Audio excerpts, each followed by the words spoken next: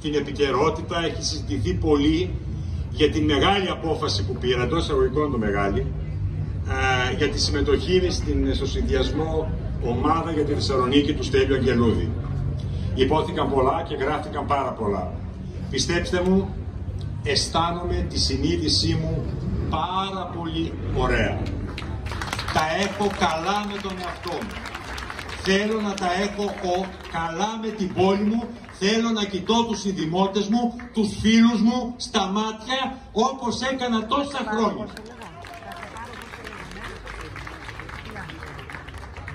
Με τους περισσότερους από εσάς γνωριζόμαστε όχι χθες ή προχθές, γνωριζόμαστε πάρα πολλά χρόνια. Με κάποιους από την παιδική μου ηλικία, κάποιους αργότερα από το Λύκειο, από το Πανεπιστήμιο, από το χώρο εργασίας μου. Και αυτό είναι που πραγματικά με συγκινεί και με γεμίζει. Ότι από όλες αυτές τις πορείες μου, μέσα σε αυτά τα χρόνια της ζωής μου, είστε κοντά μου. Με στηρίζατε όλα αυτά τα χρόνια και με ανεδεικνύετε πάρα πολλές φορές πρώτο σε όλες τις εκλογικές αναμετρήσεις.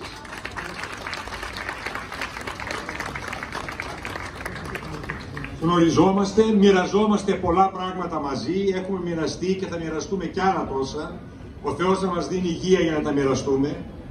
Μοιραζόμαστε την πόλη, μια πόλη που πολύ συχνά μας πληγώνει, αλλά παρόλα αυτά σχεδόν αιμονικά μένουμε πιστοί εραστές της. Ρωτούνε πάρα πολύ ποιοι είναι οι λόγοι της συμμετοχής μου σε αυτές τις αυτοδιοικητικές εκλογές. Θα πω δύο. Ο πρώτος, αισθάνομαι ακόμα χρήσιμος. Με πολύ μεγάλη περηφάνεια και σε ακουστεί από κάποιους εγωισμός. Είμαι 35 χρόνια στην τοπική αυτοδιοίκηση. Ξεκίνησα 21 χρονών. ανδρώθηκα μέσα στην τοπική αυτοδιοίκηση. Ίσως να είμαι από τους λίγους που ξέρω όχι μόνο τους ανθρώπους, όχι μόνο πώς κινείται, αν θέλετε, όλο αυτό το σύστημα που λέγεται τοπική αυτοδιοίκηση, που πολλές φορές προσπαθήσαμε, αλλά ακόμα δεν το αλλάξαμε, όσο θα έπρεπε, ή όχι όσο θα θέλαμε, όσο θα έπρεπε έστω για να βελτιωθεί. Αλλά αυτό το οποίο μετράει περισσότερο για μένα είναι πώς αυτές τις εμπειρίες θα μπορέσουν να είναι χρήσιμες για την πόλη. Και να ξέρετε κάτι, συμμετέχω στην ομάδα για τη Θεσσαλονίκη του Στέλιου Αγγελούδη, καταρχήν γιατί με έπεισε ο Στέλιος Αγγελούδης. Και επειδή οι περισσότεροι από εσάς με έχετε γνωρίσει, ξέρετε πόσο λεπτολόγος, σχεδόν ιδιότροπος είμαι και πόσο δύσπιστος σε πολλά. Όταν λοιπόν ο Στέλιος με το πρόγραμμα, με το λόγο του με πείθει, είναι πολύ εύκολο, και σας το λέω, να αλλάξουν πολλά πράγματα σε αυτή την πόλη. Ο Στέλιος ο Στέλιος Αγγελούδης είναι καταρχήν μάνατζερ. Ξέρει από διοίκηση. Δεν έρχεται να μάθει πάνω στην πλάτη του Κασιδιάρη, επιτρέψτε μου να πω. Πρώτο και πολύ πολύ σημαντικό. Και το δεύτερο, να ξέρετε, αυτό διδάσκω στους μαθητές μου. Μου λένε, ποιος είναι ο πετυχημένος διευθυντής? Πετυχημένος διευθυντής δεν είναι αυτός μόνο ο οποίος έχει τη δύναμη της εξουσίας μέσα από το οργανόγραμμα και τους κανόνες, αλλά είναι αυτός που μπορεί να πείσει. Ξέρετε τι σημαίνει διευθυντής που πείθει? Ηγέτης.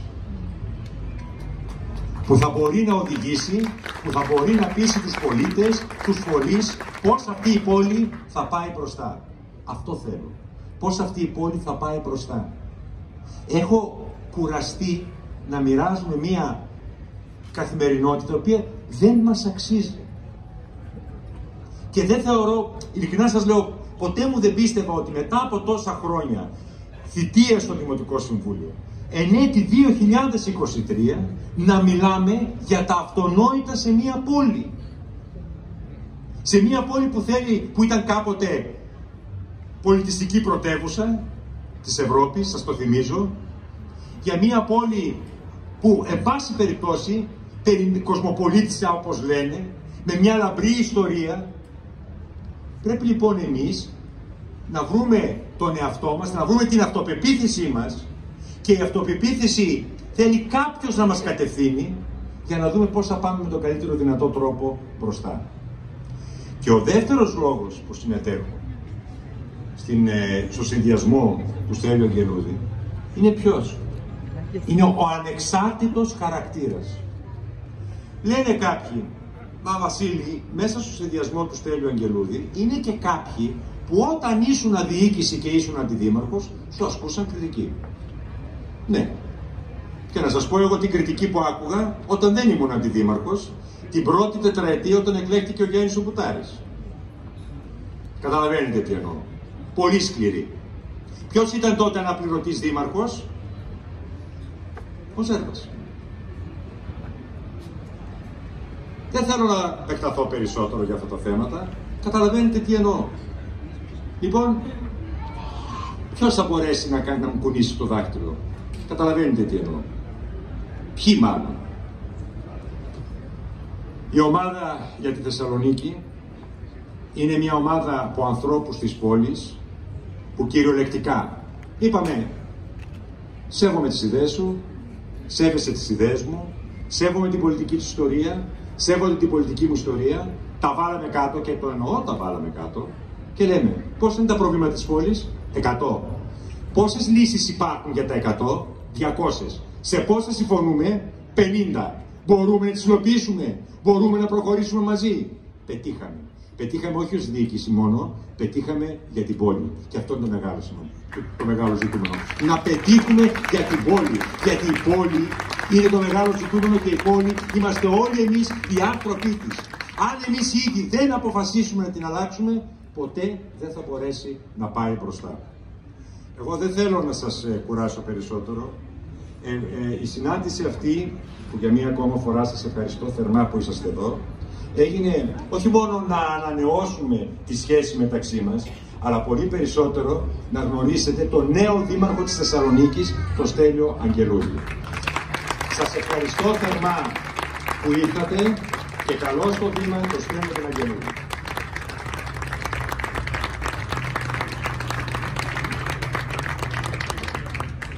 Γιατί με τον Βασίλη, έτσι θα ξεκινήσω. Και όχι μόνο. Λοιπόν, φίλες και φίλοι, με συγκινείτε, το εννοώ. Και γι' αυτό το λόγο δεν θέλω να πω κάτι που να είναι μια τυπική προεκλογική έκφραση κάποιων θέσεων, απόψεων, αλλά θέλω να σας μιλήσω από την καρδιά μου.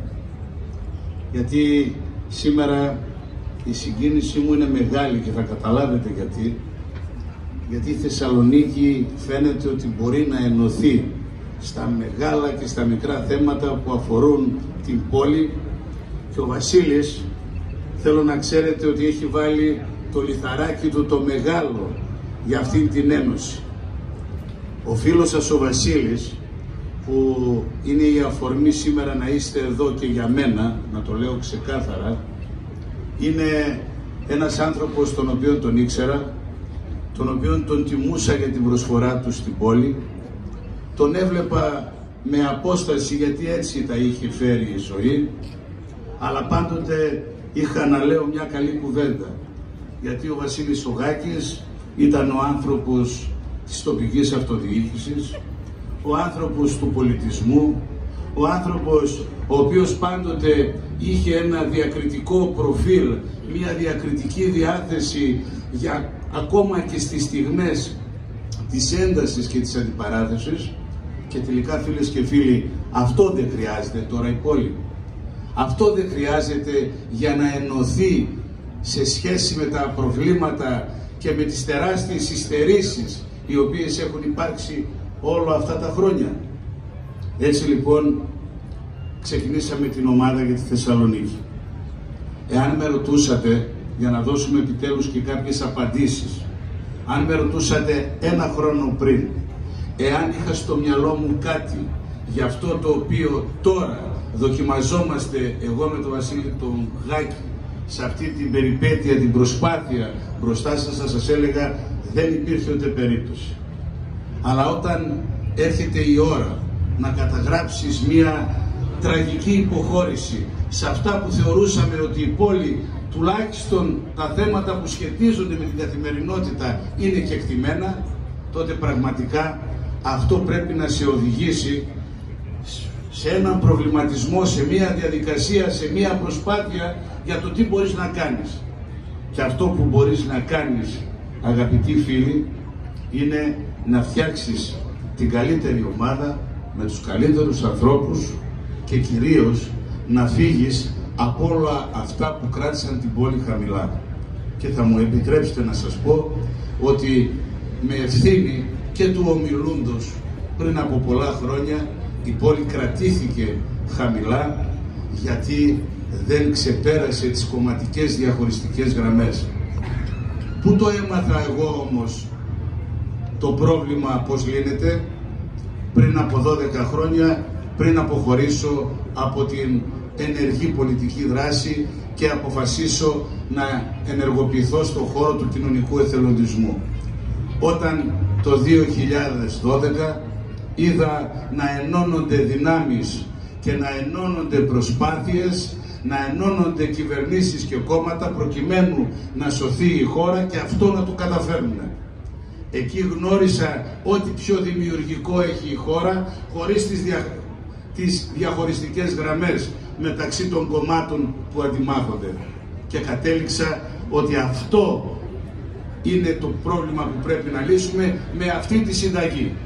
Και γι' αυτό ξεκινήσαμε μια προσπάθεια με ανθρώπους από όλους τους χώρους, με ανθρώπους από όλες τις γειτονιές, με ανθρώπους από όλες τις εκφάσεις και υπογράψανε όλοι ένα κώδικα δεοντολογίας. Είμαστε περήφανοι ή είναι περήφανοι όλοι τους για την ιδεολογική τους ταυτότητα, αλλά στην ομάδα για Θεσσαλονίκη υπάρχει μία ταυτότητα, υπάρχει μία συμφωνία και αυτό έχει να κάνει με τη Θεσσαλονίκη. Αυτό θέλουμε εσείς να μας το πιστώσετε και εμείς να σας δώσουμε το λόγο μας ότι δεν θα ξεφύγουμε ούτε στιγμή από αυτή την ιστορία. Άλλωστε, για να θυμηθούμε λιγάκι, γιατί αυτός θα είναι και ο ρόλος την επόμενη μέρα του Βασίλη του Γάκη. Εγώ να είμαι λίγο πιο κακός και ο Βασίλης ο Γάκης να είναι ο διακριτικός φίλος μας που υπηρετεί με άλλο ύφος, γιατί όλα πρέπει να τα κάνουμε σε αυτή την πόλη. Μήπως ξεχάσαμε ότι πριν από 4 χρόνια κάποιος κέρδισε την εμπιστοσύνη της Θεσσαλονίκης στο πρίσμα, κάτω από το πρίσμα ότι είναι ανεξάρτητος και ότι δεν θέλει τα κομματικά χρήσματα, όταν εμείς οι άλλοι και εγώ συμπεριλαμβανομένου ψήφισα τότε τις επιλογές των κομματικών χρησμάτων. Άρα λοιπόν ποιος είναι αυτός που στέκεται με ειλικρίνεια απέναντι στους Θεσσαλονικείς? Ο απερχόμενος κ. Ζέρβας ή εμείς που ερχόμαστε και λέμε είμαστε ανεξάρτητοι, είμαστε αδέσμευτοι, θέλουμε να μείνουμε έτσι, θέλουμε να πείσουμε τους συμπολίτες μας ότι θα δουλέψουμε με αυτή την λογική, με αυτή την κατεύθυνση. Δεν θα σας κουράσω όμως. Θέλω να κλείσω με τον Βασίλη το Γάκη. Τι είναι για την ομάδα για τη Θεσσαλονίκη ο Βασίλης ο Γάκης και τι είναι για μένα προσωπικά. Για να τα ξεκαθαρίσουμε όλα. Πραγματικά συζητούμε 3 μήνες και παρά το γεγονός, και το κατάλαβε αυτό ο Βασίλης, ότι δεν είμαι της πολλής συζήτησης, γιατί πιστεύω ότι η πόλη καθυστερεί και υστερεί στη διεκδίκηση επειδή συζητάει και τελικά γινόμαστε η πόλη των χαμένων σχεδίων και των ανύπαρκτων έργων. Αλλά με τον Βασίλη τον Γάκη συζητήσαμε πώς μπορεί αυτή η ομάδα να έχει συνεκτικότητα μέσα από τη διαφορετικότητα, να έχει καλή πίστη, να έχει καλή διάθεση και κυρίως να έχει όλα εκείνα τα εχέγγυα και τα εφόδια για να είναι μια ομάδα πραγματικά για τη Θεσσαλονίκη. Νομίζω πως η παρουσία του Βασίλη, και τον βλέπω τώρα, γιατί τώρα έχουμε μια ένταση, μια δύσκολη προσπάθεια που έχει να κάνει με τις σκοπιμότητες της προεκλογικής μας αντιπαράθεσης. Νομίζω πως ο Βασίλης ο Γάκης μου δίνει από τώρα το στίγμα του ανθρώπου, πως θα είμαστε την επόμενη μέρα. Με καλή συνεργασία, με διάθεση για να ενώσουμε δυνάμεις, ακόμα και με αυτούς που σήμερα διαφωνούμε. Θέλω να ελπίζω μέχρι τη δεύτερη Κυριακή, γιατί μετά τη δεύτερη Κυριακή, φίλες και φίλοι, η σημερινή παρουσία των φίλων του Βασίλη του Γάκη, άρα και των δικών μου, και δεν είναι αυθαίρετο αυτό που λέω, θα είναι μια νίκη που θα αφορά τη Θεσσαλονίκη, μια νίκη που θα μας αφορά όλους. Θέλουμε να μας στηρίξετε και να θυμηθείτε ότι δεσμευόμαστε ακριβώς για αυτή την προσπάθεια, ότι θα είμαστε όπως σας λέμε αυτή τη στιγμή. Σας ευχαριστώ πάρα πολύ.